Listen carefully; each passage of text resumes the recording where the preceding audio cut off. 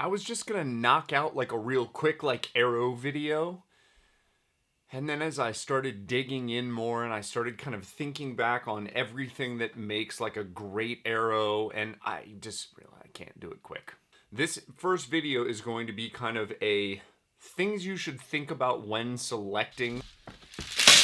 Now I'm going to say things hinting that you're going to hear stuff like me talking about front of center and those types of things, and I don't actually talk about that in this video because I thought I was going to, but then I just didn't. It's too much, too long.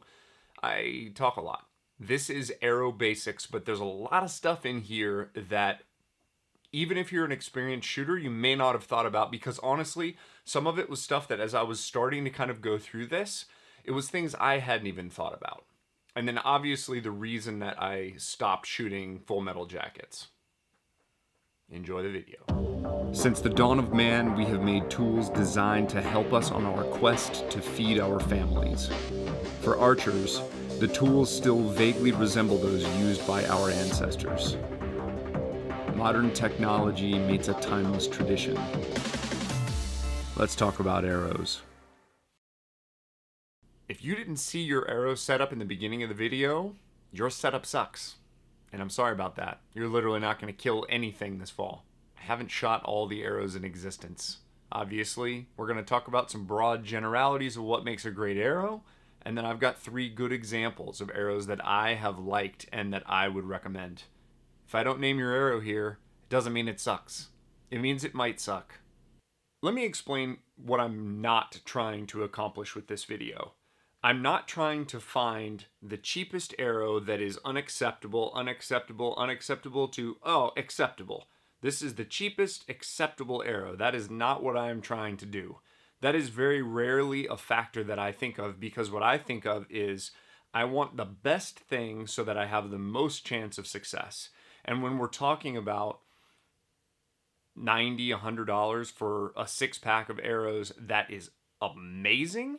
Like the best the industry can offer, I would rather hold off on going to Chick-fil-A a couple of times a week, and I would rather spend that money getting a great high quality arrow. Before we go further, let's talk about why a bunch of you probably clicked on this video, which is why I stopped shooting FMJs.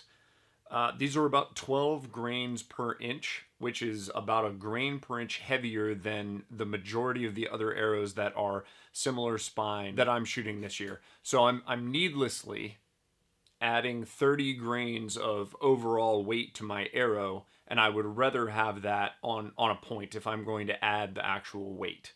This is the major one. This is an aluminum exterior with a carbon interior.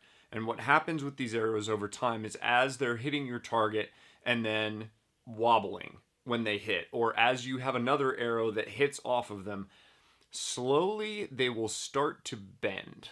I like to shoot 3D, and I've got a little 3D course at my house that I'm building up to kind of be something bigger that I can spend some time at, work on elevations. And when you hit those targets, sometimes those little dudes will move a bit, especially some of the smaller ones. And what I've noticed over time is these arrows tend to bend and then hold that bend. Whereas a carbon arrow is gonna bend and then come back to kind of its resting state. These get little subtle bends, and what I noticed when I would bring them back to my spinner and I would put them on there, these that start out perfectly acceptably straight are all of a sudden wobbling big time.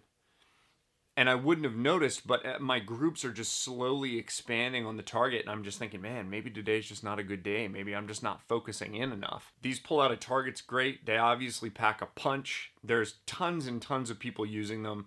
I would definitely use them to hunt. I'm just not a huge fan of them for target, because you're shooting an expensive arrow that I think, especially if you're stacking arrows or you're shooting targets that have a little bit of motion to them when you hit, creating a little bit of that tail whip. It wouldn't surprise me if you went and spun your arrows if they weren't as straight as you thought they were when you started. Let's all come to an agreement right off the bat that this arrow right here is a better killer than this arrow right here. Pink Fletch is an 825 grain 150 spine Black Eagle Rampage. The kinetic energy on this is 92.72. The momentum is 0.82 slugs. I don't know what any of that stuff means. The only way I know how to do this is to compare it to another arrow.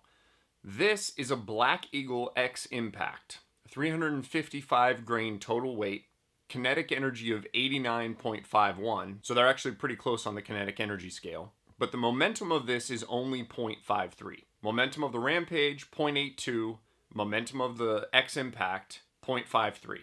Inarguably, based on math, this arrow is the better killer. So why are we not all running around with 825 grain arrows right now? Let's talk about trajectory.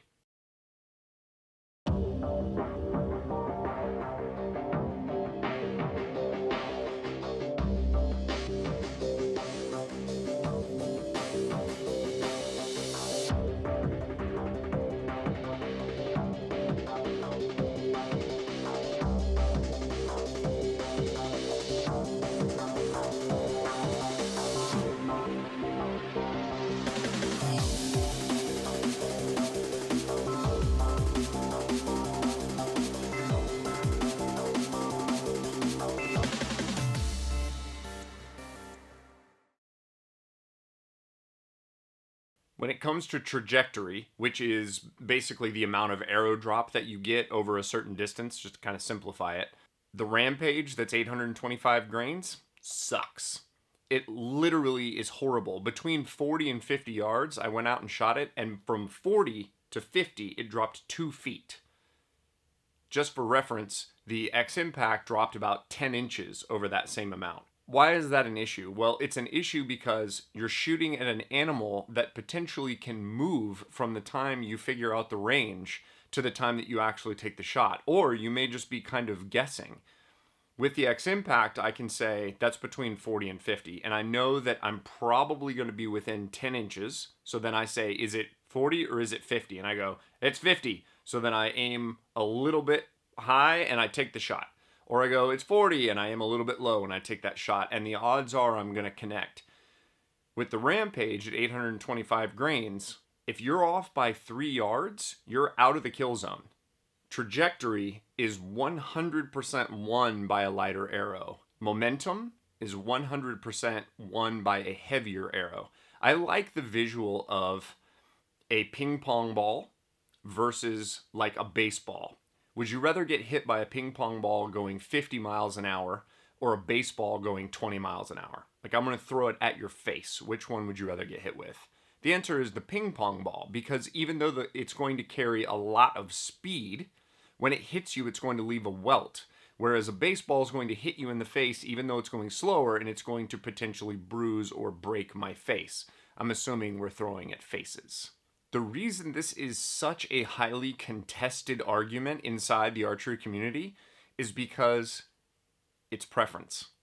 I may go shoot a 600 grain arrow at elk because I have decided that I would like a little bit more momentum. I would like more penetration, which is why I may decide to use a fixed blade broadhead that requires a lot less force to enter and exit an animal than a mechanical. If I'm going to go antelope hunting, I'm going to bring out the X Impact. Whereas if I'm hunting hogs over corn and I'm 17, 18, 19, 20 yards away, where I'm pretty sure with my range that I can range the animal and then shoot, that Rampage, that's badass, because that's all the penetration that you need. You're blowing through 300-pound pigs with that type of setup.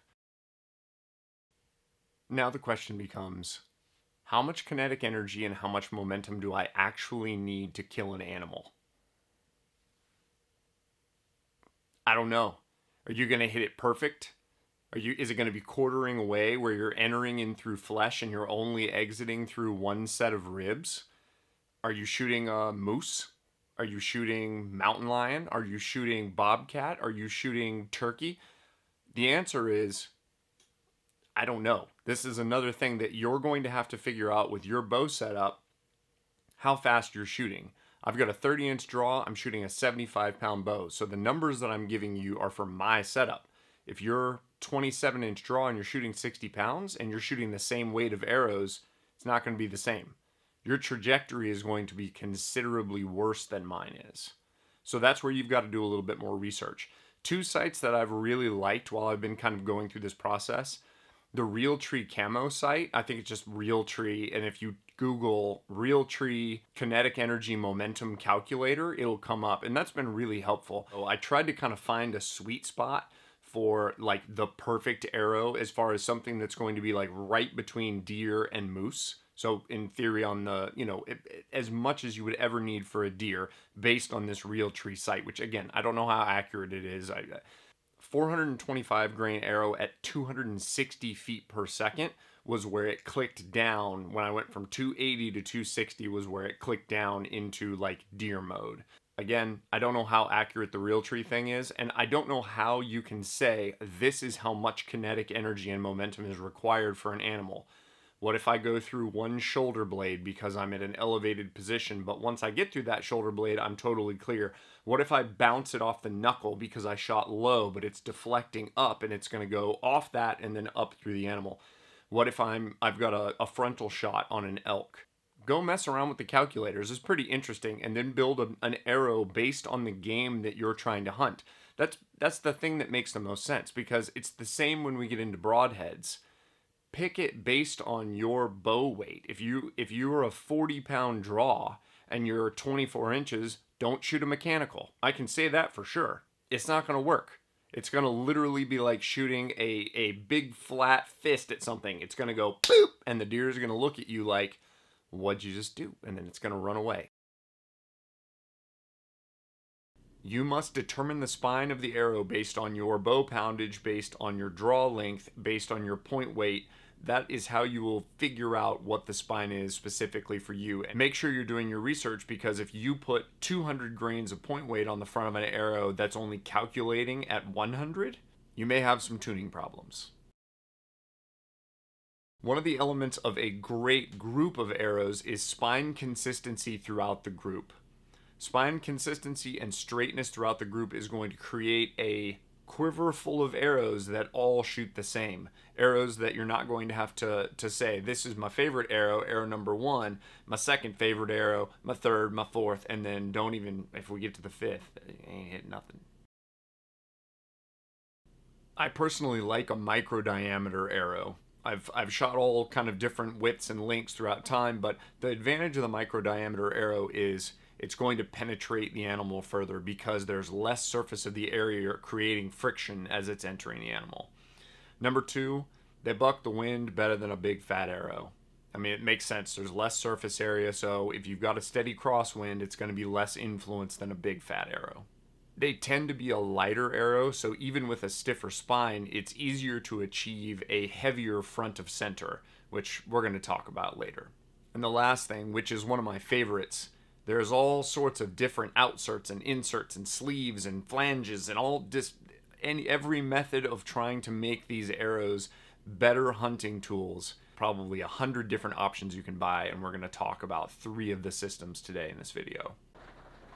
Actually, we're not going to talk about those in this video because this video is already getting too long, and the truth is, with all my prepping for hunting season, I wanted to cram broadheads, arrows, like just kind of all the prep work that you do before you buy your actual arrow. I wanted to get it all into one video, and I couldn't. So here's what we've got coming up in part 2. The Valkyrie system, the Iron Will system, the Day 6 system, and then the arrows that I'm putting those on. Thanks for watching. I'm Brandon McDonald.